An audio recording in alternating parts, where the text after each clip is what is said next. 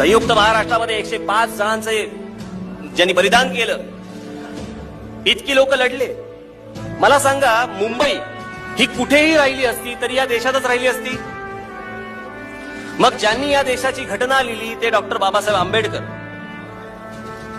Marks नंतर जगातल्या कामगारांनो एक व्हा अशी हाक ज्या माणसांनी दिली ते आमचे श्रीपाद अमृत डांगे, कम्युनिस्ट चळवळीचे प्रणेते इथे महाराष्ट्रातले एस.एन. जोशी, प्रबोधनकार ठाकरे, आचार्य आत्रे यांच्यापासून अनेक दिग्गज. स्वातंत्र्यवीर सावरकरांनी पण लिहिलेलं आहे त्याच्यावर, त्यांनी पाठिंबा दिलेला आहे. या सगळ्यांनी मुंबईसह संयुक्त महाराष्ट्र झाला पाहिजे अशी हाक का दिली? कारण या मुंबईवरती संपूर्णपणे जो हक्क आहे तो महाराष्ट्राचा हक्क आहे. का त्यांना घटना माहिती नव्हती? का ते शिकलेले नव्हते? का त्यांना काहीच माहिती नव्हतं? इतके विद्वान या